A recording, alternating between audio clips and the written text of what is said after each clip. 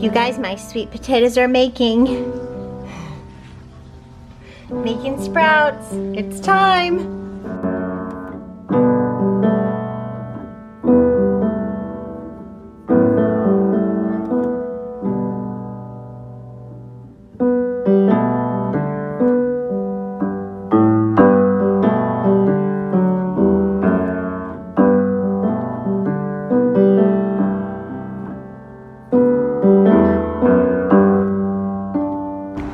But my sweet potato pit is far from ready for them. We even have some sweet potato volunteers coming up here from last year, maybe bits that I missed. All right, you guys. Now, you guys, I don't really feel up to this today, I have to say, but I thought to myself, you know what? You can just do 15 minutes and then stop. So, small stuff in the garden, regaining my sweet potato pit.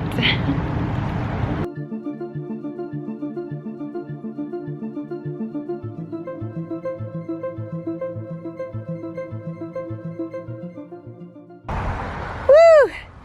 My camera went off, so I don't know if you captured it, but that was a victory. Defeating the vines, taking over the sweet potato pit. Thank you, Lord.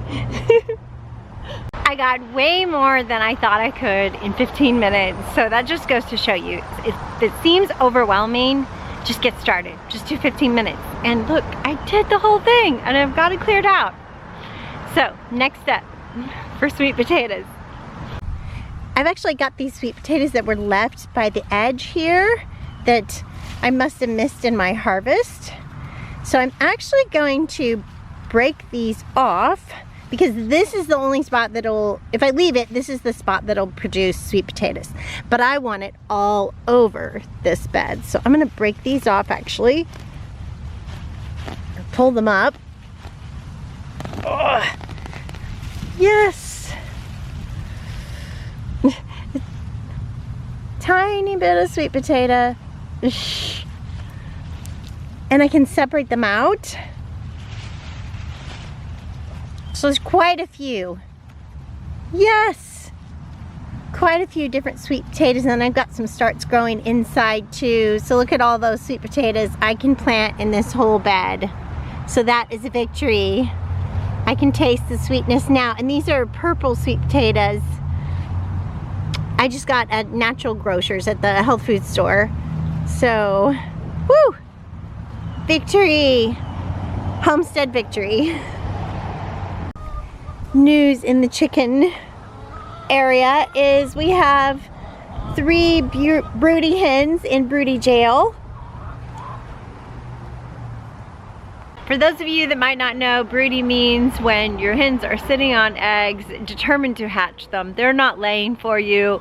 And in this case, my eggs are not even fertilized. So there's no way they're going to hatch those eggs because I don't have a rooster anymore. So yeah, the way to break them is to take them off that nest, put them in another area, or maybe even a cage or area in your coop, and let the broody just break out of them and then put them back with the flock. I tried, there's a myth that you can dunk them in cold water and that will break their broody instantly. That is not true. I did try that on video. I'll try to find the video so I can link up to you, but yeah, that does not work. What works is just separate them for a bit. So they've been in here a few days. It usually takes about 3 days. I think they might be ready to get in with the rest of the flock again. I don't know. I think we'll leave it one more day. I've got 2 varieties I'm planting. This purple sweet potato, I think it's a Russian variety, and then this orange sweet potato. All right, let's do this.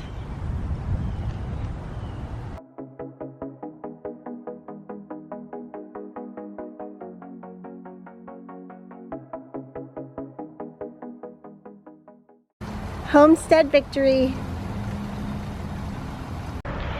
I try to get out early every morning and just get one small step in the garden done. And today's small step are these tomatoes. Tomato time is over in Dallas, Texas. The nighttime temperature is too high. We're in our 80s at night now. Too high to make baby tomatoes. So it doesn't matter how long you keep your tomato plants alive. It doesn't even matter if they're blooming. You're not gonna get any tomatoes. No fruit set. So just take them out. If you want to do fall tomatoes, you can plant them on July 4th coming up. So this is mid-June. So July 4th you can plant them. They sell them at North Haven Gardens here in Dallas, and you can have a fall crop if you want to. But keep in mind that you're gonna be putting a lot of money down to keep those watered during the hottest time of the year, of the gardening year here in Dallas, Texas. So it might not be worth it to you. It's not worth it to me. I'm not gonna have fall tomatoes, but yeah, more power to you if you want to. All right, let's do this. Harvest and take these out.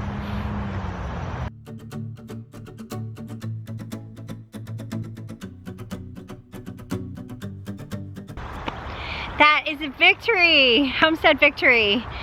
Another way you can have fall tomatoes, if you want to, is you can take these that I've taken out, and you can take the stems and put them in water and grow yourself a new plant and plant that and have fall tomatoes. But again, I'm past the point that I really want to work that hard for something. I had a great tomato harvest. We enjoyed the spring tomatoes, and now we're over it. And so is our climate. Besides, it's time to make room for these little melons that are coming up. We're excited about these cantaloupe melons. We love melons here at Bloom Where You're Planted. We already have a good crop of melons coming on. Whoop, there's a grasshopper. Oh, I got it. I will feed my enemy to my chickens. I was saying we already have a good crop of melons coming on. Where's some more? There's one. So hopefully these taste amazing. Since we are here on an urban homestead, we don't have a lot of space for melons because they really spread out. So this is our solution. Tunnel trellis. I'll show you how I sling them up so they don't fall off before they're ripe. All right, take any sort of mesh bag and any sort of clip or clothespin.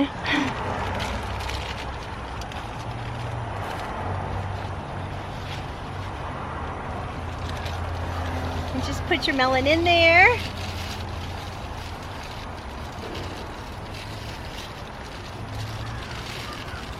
Give a little twist.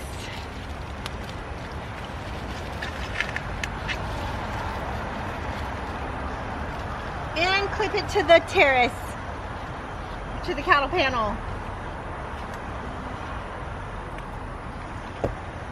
And there you go, that'll hold it nicely until it's good and ripe, still on the stem. Let's do some more.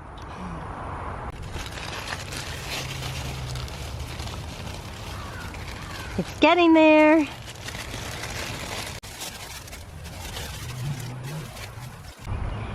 This year at the start of my trellis, I planted some hyacinth beans and some morning glories.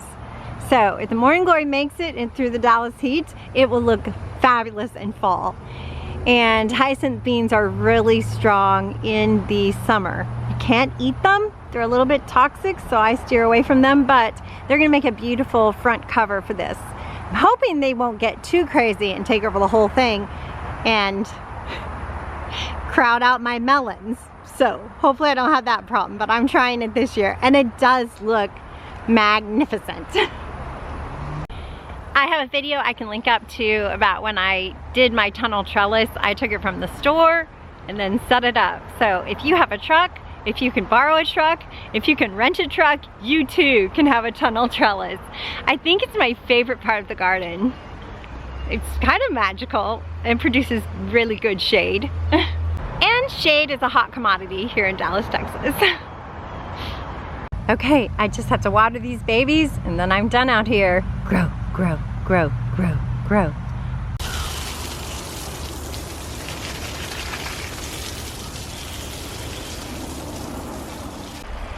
The other thing I'm doing is getting some projects done that I have been putting off, and one of them is the back of this front garden fence. Yeah, I want to get a new creature on the homestead. I'm not going to share too much about that right now, but before I can justify that, I've got to get a few projects knocked out of the way that I've just been putting off. So yeah, leave it in the comments. What projects have you been putting off? Are you going to tackle them? There's always something to do on the homestead. There's a plane. You guys are going to hear city noises because I am in the middle of a big city. It's a little farm in the middle of a big city. So I embrace the noises of nature mixed with the noises of the big city and the hustle and bustle of people going about their business. So this backyard fence has seen better days. It used to be made out of pallets. When I first started the front yard garden, I did not have the money for a fence. So I did it out of pallets. But it takes a strong will and a strong body to tear down pallets. And I had the help of my sons and my husband. They helped me do it. But now I have a little bit more money. And so I'm building fence panels. I'm almost done. I've got one left to build before I start painting. The pallets did do a great job until they didn't. It was about 3 years though, 3 or 4 years, so that's awesome. And I already replaced the front fence and that side, so now we're doing the back. I just realized that I should show you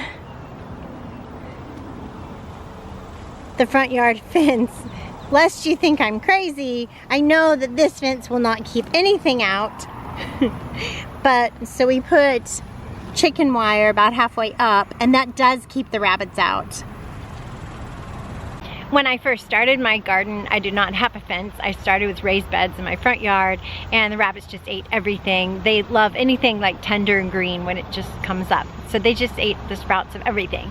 So that is when I decided, okay, I'm not gonna have a garden if I don't have a fence with a way to keep the rabbits out. So this is mainly for rabbits. And of course, check the city ordinances in your area because they do have fussy ordinances about front yard fences, as they did in mine. And at the very beginning, years ago, I had to go to bat with the city to keep my front yard garden, specifically my fence. Speaking of the city, this is really, as you can see, just a faux fence because the city required me to use wood, so this is the pretty wood, and this is what's really holding it up. These stakes along about every 4 feet. So yeah, it's really just for show for the city, but good rabbit protection for me. The 4 corners of the garden and the gates are these cedar fence posts sunk into the ground. Now, if I could do it over, I would have gone to bat with the city to do some metal fence posts on the 4 corners and even a couple in the garden, and I would have put up shade material. But when I was, I'm not gonna say battling, but when I was working with the city, then, you know, I just wanted to get the garden up and get it started. So, but now I really need, in the summer months, in Dallas, Texas at least, I really need that shade to really grow a good garden all year. So maybe someday I will take down the posts in the corners and I will put up some shade structure, like a greenhouse shade structure, so I can grow more. I know I've seen them like downtown and down Bonton Farms, and there are some gardens around there that do have this. I don't know if they would let me have it in my city, but yeah, we'll see. Someday.